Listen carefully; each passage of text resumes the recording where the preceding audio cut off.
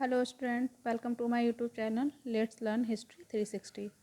हम पढ़ रहे थे सैंधव सभ्यता। सैंधव सभ्यता के हम विदेशी मत के बारे में जान चुके हैं कि कौन कौन से विद्वान हैं जो विदेशी संस्कृति से सैंधव सभ्यता की उत्पत्ति मानते हैं। उसी तरीके से हम बात करेंगे आज कि कौन कौन से विद्वान हैं जो स्वदेशी मत को मानते हैं, मतलब कि मानते हैं कि सैंधव सभ्यता की जो उत्पत्ति है वो यहाँ की संस्कृति से ही धीरे धीरे डेवलप होकर हुई थी। तो उसके बारे में हम आज चर्चा करेंगे। तो इसकी एक ट्रिक है जो विद्वान जो मानते हैं उनको हम याद करने की ट्रिक बताते हैं आपको। आलचिन दंपति की डीपी फेयर थी, रोमिला ने राव से कहा आओ हम भी अमल करें। इसे 2-4 बार रिपीट करेंगे आप। आलचिन दंपति की डीपी फेयर थी, रोमिला ने राव से कहा आओ हम भी अमल करें। तो आलचिन दंपति हो गए, उसे डीपी अग्रवाल हो गए, फेयर से फेयर सर्विस हो गए, रोमिला से रोमिला थापर हो गए, राव से एसआर राव हो गए और अमलानंद घोष अमल से अमलानंद घोष हो गए। तो इनमें जो फेयर सर्विस और रोमिला थापर हैं, ये दोनों विद्वान मानते हैं कि बलूची ग्रामीण संस्कृति से सैंधव सभ्यता की उत्पत्ति हुई थी। वहीं अमलानंद घोष हैं, ये मानते हैं कि राजस्थान की सोथी ग्रामीण संस्कृति से सैंधव सभ्यता की उत्पत्ति हुई है। उसी तरीके से बीबी लाल हैं, ये जो मानते हैं कि इनके अनुसार सैंधव सभ्यता और आर्य लोग जो थे वो एक ही संस्कृति के थे। लेकिन इनके मत का खंडन भी किया है कुछ लोगों ने। तो उनका खंडन करने का जो मत है, जो तर्क दिए हैं उसके आधार पे, जैसे सैंधव सभ्यता और वैदिक सभ्यता, तो इनमें क्या क्या डिफरेंसेस थे। तो सिंधु सभ्यता के लोगों को लिपि का ज्ञान था, वहीं आर्यों की जो लिपि थी उनको लिपि का ज्ञान ही नहीं था, बल्कि उनका जो साहित्य था वो श्रुत साहित्य था। मतलब सुन के एक दूसरे को बताते थे। मतलब जो एक पीढ़ी ने जो ज्ञान है वो दूसरी पीढ़ी को सुन के दूसरी पीढ़ी को सुना के बताते थे, लेकिन उनको लिपि का ज्ञान नहीं था। सैंधव लोगों को लोहे की जानकारी थी, वहीं आर्य लोगों को लोहे से वो परिचित नहीं थे।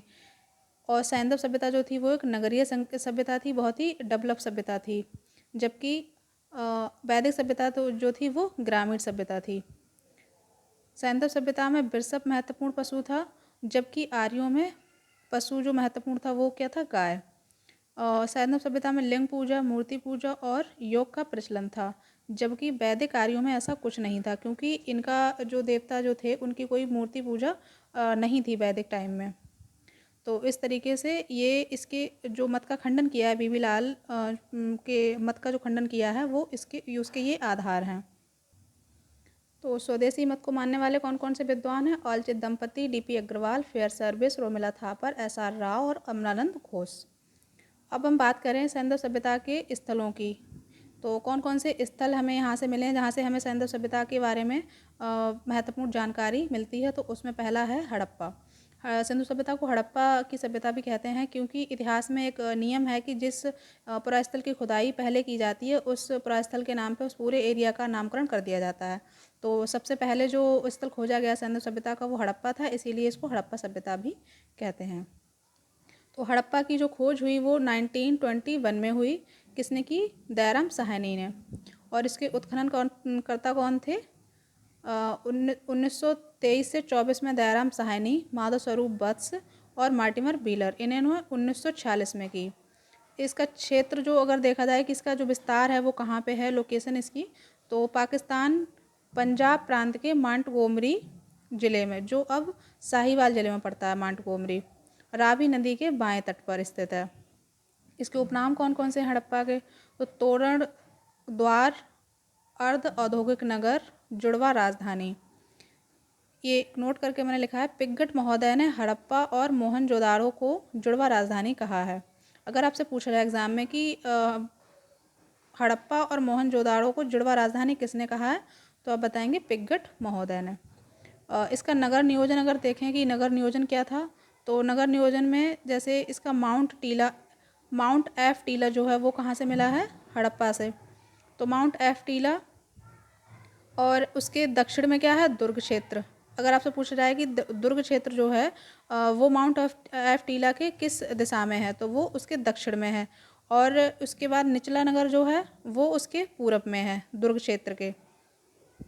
माउंट एफ टीला में सिरमिक बस्ती, अन्नागार और चबूतरा मिला है। और दुर्ग क्षेत्र में, ये इसको गढ़ी क्षेत्र भी कहते हैं, ये उच्च वर्ग के लोगों के निवास स्थल था, उच्च वर्ग के लोगों का निवास स्थल। वहीं जो निचला नगर था, यहाँ पे इसको निम्न वर्ग के लोग या आम जनता का निवास स्थल था ये। और जो माउंट एफ टीला है यह दुर्ग क्षेत्र के उत्तर में स्थित था, जिसे माउंट एफ टीला कहा जाता है। ठीक, तो ये तो था हड़प्पा का नगर नियोजन। जब चीज़ें आपको बहुत ज़्यादा हों तो उसको याद करने के लिए आप छोटे छोटे टुकड़ों में उसको डिवाइड कर लें। तो और उसको याद करने की एक चीज़ बताते हैं, जैसे ये है कि हड़प्पा, तो एक यहाँ पे हम इसको याद कराते हैं आपको कैसे याद करना है। जैसे हड़प्पा में बहुत सारे लोग रहते हैं, एक व्यक्ति है जो सिरमिक है। ठीक, तो वो सिरमिक है तो सिरमिक बस्ती का, अगर आपसे पूछा है सिरमिक बस्ती का साक्ष्य कहाँ से मिला है, हड़प्पा से। सिरमिक है तो वो क्या काम करता है, वो फैक्ट्री में काम करता है, तो फैक्ट्री का साक्ष्य कहाँ से मिला है, हड़प्पा से। और फैक्ट्री काय की है, तांबे की। ठीक, और तांबे की फैक्ट्री में तांबे की मानवकृति मिली है, तांबे का पैमाना मिला है, तांबे की तराजू मिली है, तांबे की छड़ मिली है और तांबे की इक्का गाड़ी मिली है। ये कहाँ से सब मिले हैं, हड़प्पा से।